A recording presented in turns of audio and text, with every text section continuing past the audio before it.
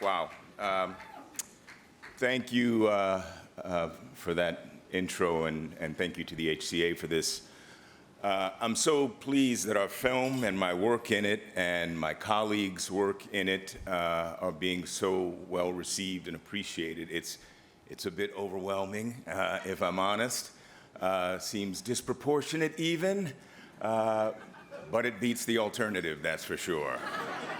I've experienced that as well at times when no one is interested. That can be healthy if processed properly, but this is much, much better. I've always been of the belief that if I worked to become as skilled as I could at what I did, that everything else would flow from that. Zora Neale Hurston wrote, "No, I don't weep for the world. I'm too busy sharpening my oyster knife." For me, I suppose my primary oyster knife has been acting. It's popped open the shell for me, plucked out the meat, and even released an occasional pearl. American fiction has been one of those pearls.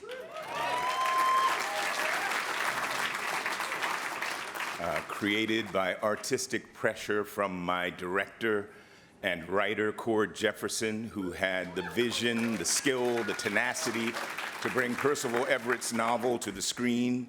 My castmates, Tracee Ellis Ross, Sterling K. Brown, Erica Alexander, Issa Rae, Adam Brody, John Ortiz, and the beautiful, singular Leslie Uggams only sought to serve Cord's vision. And they, in doing that, elevated my work. No one does this alone. My thanks to them, and thank you, Cord, for embracing the absolute madness of writing this script with me in mind. A script which centers on a character whose ways, both positive and unfortunate, I perhaps know too well. I am deeply grateful for the chance, really at self-reflection. It's been much needed. Thank you, Cord.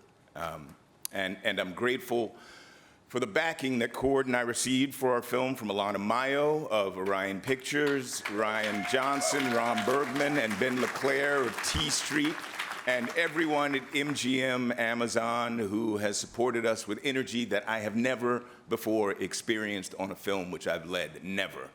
I'm grateful for that. I'm grateful to all of them.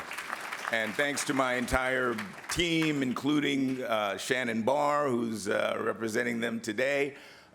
Thank you, Shannon, my publicist, for your tireless work.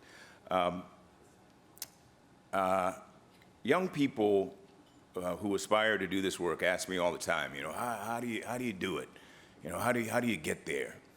And I'm reminded of one of my pearls, Lilia Scala. Lilia Scala was nominated for an Academy Award in 1963 for Lilies in the Field opposite Sidney Poitier. I did my first play with her in Washington, D.C. in 1987. I was just out of school. It was Lorraine Hansberry's Les Blancs, her last play written as she was sick with cancer. The part had been written for Hal Scott, who was the director, and that's how I got my equity job, my equity card, rather, my first legitimate job. Lilia was born, I think, in 1896. She was 91 at that time. We did that play in Washington, then we went to Boston and did it a second time. I would walk from my apartment to the Huntington Theater, and at times in the dead of winter in Boston, in the snow, I would look ahead of me and I would see this figure jogging before me in the snow. It was Lilia, 92 years old, jogging to work. She had been one of the first female architects in Austria, where she was born. She escaped Nazi Germany, the Third Reich, and made her way here and became an actor. She was playing this blind woman, a matriarch, kind of a missionary in this film. She was sitting next to me one day. I was on my knees.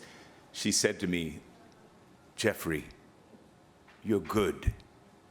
You can make it. But success will not drop out of the sky like a ripe apple. You must work." That's really all I've tried to do. And I think Lily was right. I kind of knew it at the time. Thank you for acknowledging that. Thank you.